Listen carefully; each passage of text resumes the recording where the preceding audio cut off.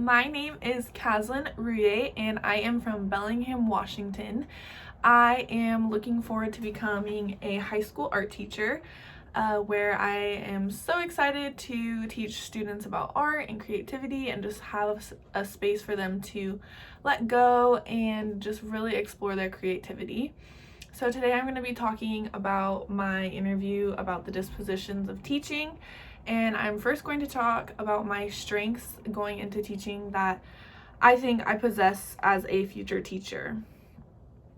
The first one is the very first disposition actually that talks about educators should believe that all students can learn and should set and support realistic expectations for student success. I completely agree with this statement, and I think that all students should have the same opportunities to learn and grow and become themselves, especially in high school where you're really developing a lot, becoming yourself as a person before you go on to higher education or a future career.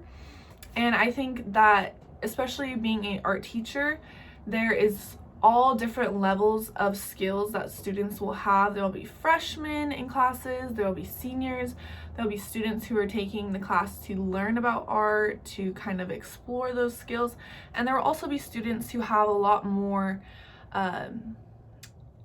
experience with their art skills.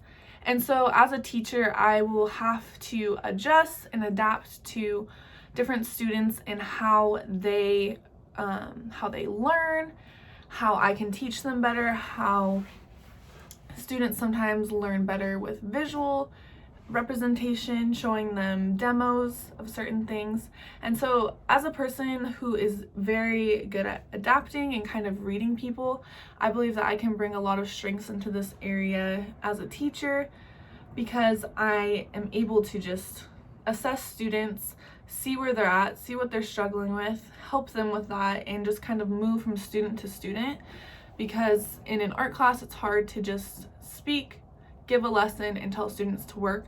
It's really a hands-on experience where I will have to be moving along with students and bouncing around the classroom, checking in with students and seeing what they need. The second one that I identified with as a strength is that educators should recognize that reflection combined with experience leads to growth as a professional.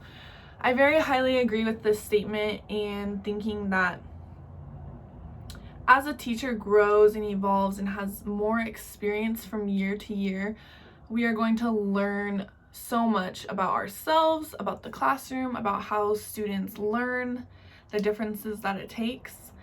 And I personally really love to look into personal growth, assessment of myself, and seeing where my weaknesses are, where my strengths are, and how I can equal those out so that I can be a better person, be a better teacher, and just allow my students to have their full potential as well.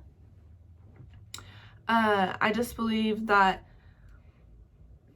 recognizing that reflection and the experience and corresponding with other teachers, with faculty, learning what works best for them, how they handle situations, will just always come from year to year, and that will lead to the growth as a teacher.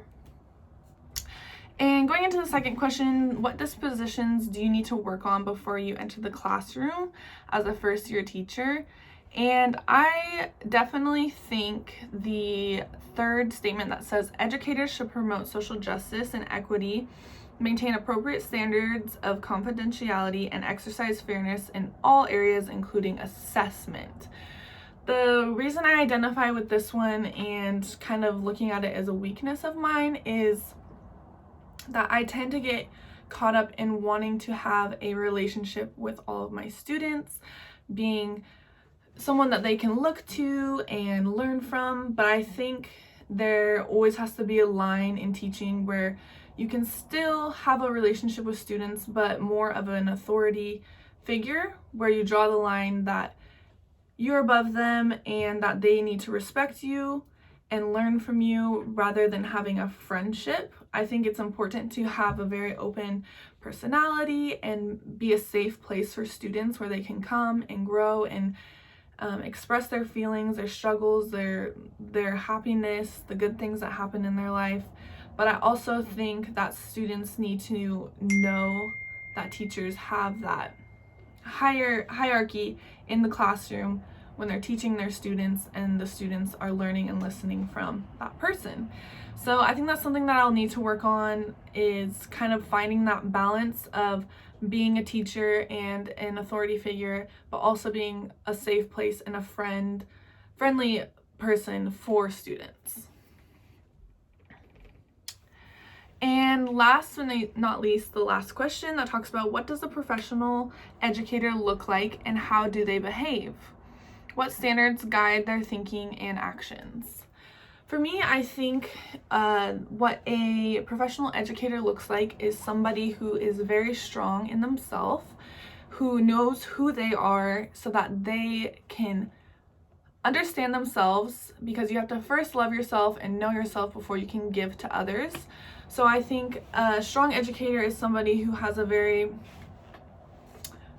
sure state in who they are so that they can give out to their students. And I think that looks a lot of different ways. It looks in how you have your appearance as a teacher, how you come into the classroom, your mental state. Are you physically, mentally prepared to come into the classroom that day and teach your students?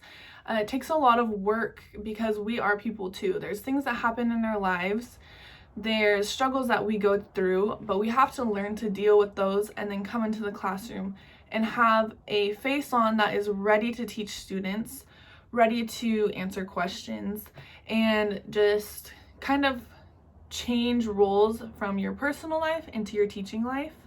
And so yeah, that looks a lot of different ways. How you come into the classroom prepared looking, how your attitude is, how your mental capacity is.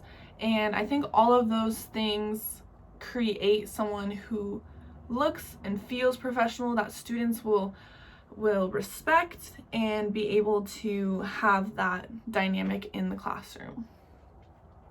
So yes, I just want to say thank you for watching this, and I am so excited for this journey and all of the learning, the growth, and just assessing ourselves on our strengths and weaknesses going into the classroom. Thank you.